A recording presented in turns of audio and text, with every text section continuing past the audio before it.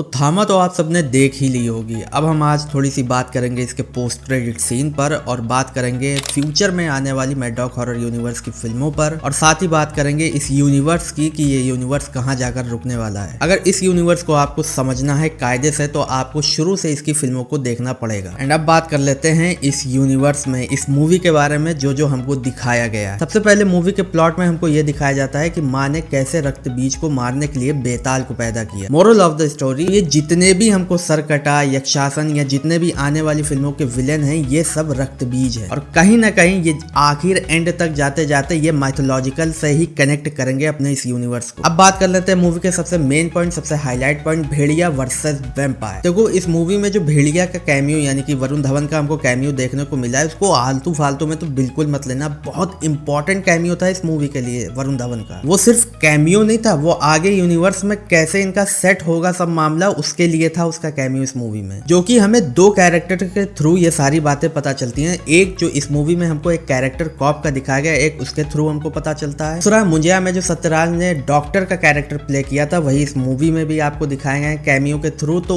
उनके जरिए भी हमको पता चलता है भेड़िया वर्सेस थामा का मतलब वेम्पायर का मामला क्या है पूरा। थामा में जब एंट्री हमको जना की दिखाई जाती है जो स्त्री में भी थे और भेड़िया में भी थे और अब इस थामा में भी हैं, तो वो उसी डॉक्टर के पास जाते हैं जो मुंजिया में हमको डॉक्टर देखने को मिले थे सत्यराज, वो इस मूवी में भी उनका कैमियो है। तो जना उनको बताता है जब सरकटे ने भेड़िया को बहुत मारा, बहुत स्त्री 2 के क्लाइमैक्स में मारा, तो उसके बाद से वो भेड़िया कभी बन ही नहीं पाया। तब सत्यराज का कैरेक्टर बताता है कि वरुण धवन को अगर ट्रांसफॉर्म करना है भेड़िया में तो उसको जो है एक बेताल का खून पीना पड़ेगा और बेताल का खून पीते ही वो 10 गुना 20 गुना एक्सट्रीम लेवल पर पावरफुल हो जाएगा। एंड तभी वहां पर आयुष्मान खुराना की एंट्री होती है और वो भी उनके फादर जो परेश रावल इस मूवी में बने हैं वो बताते हैं कि मेरा बेटा बेताल बन चुका है, ये बन चुका है। तब डॉक्टर उनको बताता है कि ये अब ठीक नहीं हो सकते और जब वो वहां से जा रहे हो तो जना को फिर वापस बुलाते हैं सत्यराज का कैरेक्टर और बताते हैं कि तुमको जो है खून पीने के लिए एक बेताल मिल चुका है, अपने दोस्त को जाकर ये बात बता दो। एंड उसके बाद ही वरुण धवन जो है आयुष्मान खुराना यानी बेताल का खून पीने के लिए आ जाते हैं और एक बैटल हमको दिखाई जाती है जिसमें आयुष्मान खुराना का एक बूंद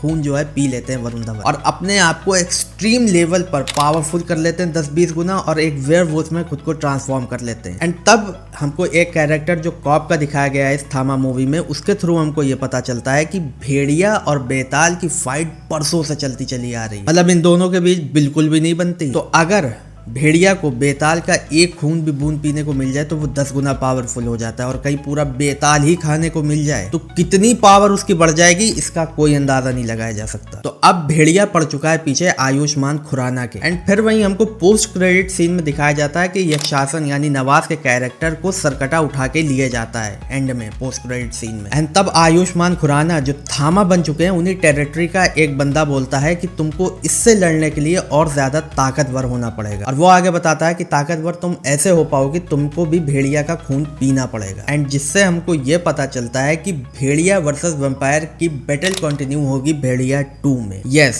फुल 100% चांसेस हैं कि भेड़िया और वैम्पायर की एक बैटल आपको दिखाई जाएगी भेड़िया 2 में। लेकिन ये जो इस समय एक र्यूमर फैल रहा है कि वैम्पायर वर्सेस भेड़िया एक अलोन स्टैंड अलोन मूवी इनकी आएगी, तो ऐसा कुछ भी नहीं होने वाला, क्योंकि इस यूनिवर्स की पूरी लिस्ट को अगर आप गौर से देखें तो इसमें कहीं भी अपने आप को टेक प्लेस नहीं करती, एग्जिस्ट नहीं करती है वैम्पायर वर्सेस भेड़िया कोई फिल्म। तो इसीलिए फुल चांसेस हैं कि ये बैटल कंटिन्यू होगी भेड़िया 2 में। भेड़िया 2 में वैम्पायर वर्सेस भेड़िया आपको देखने को 110% मिलेगा। ये मत समझना कि पूरी फिल्म में यही दो दिखाए जा रहे हैं, वर्सेस हो रहा है कि भेड़िया एक तरफ है दूसरी तरफ वैम्पायर, इसमें भेड़िया 2 निकल गई, ये भी नहीं होने वाला है। एक प्लॉट में इसको टेक प्लेस किया जाएगा वैम्पायर वर्सेस भेड़िया की बैटल को, जैसे थामा में किया गया, और उसी में ही इनकी दोस्ती कंटिन्यू हमको दिखाई जाएगी कि हाँ कि अब लड़ भिड़ लिए हैं और अब ये एक दोस्त बन चुके हैं। तो कोई स्टैंड अलोन मूवी नहीं आने वाली। भेड़िया 2 के लिए एक्साइट हो जाओ, हाँ कि भेड़िया 2 में आपको इन दोनों की तगड़ी बैटल देखने को मिलने वाली है। एंड वहीं अब अगर इसके पोस्ट क्रेडिट सीन पर बात करूं तो पोस्ट क्रेडिट सीन में जो हमको सरकटा दिखाया जाता है, जो यक्षासन को उठा लिया जाता है, तो उस सीन से हमको ये पता चलता है कि इस MHCU यानी कि mad dog horror comedy universe का थानोस कोई और नहीं, अपना सरकटा ही होने वाला है। यस, सरकटा जो है अब अपनी टीम बना रहा है अच्छी वाली, कायदे वाली, जिसमें यक्षासन और mad dog horror comedy universe में आने वाली फिल्मों के जितने भी विलन होंगे वो सब सरकटे की टीम में ज्वाइन होंगे आगे चल के। आई नो आप लोग सब सोच रहे होंगे कि सरकटा तो मारा गया था, वो लावा उस आग में जो है उसका सर डूब के और वो मर गया था। तो मैं आपको बता दूं कि स्त्री 2 में जो पोस्ट क्रेडिट सीन हमको दिखाया गया था, उस पोस्ट क्रेडिट सीन में हमने देखा था कि जो है एक लोटा जो है चलता हुआ आया है और जिसको अक्षय कुमार ने पी लिया, जिसमें लावा वही आग थी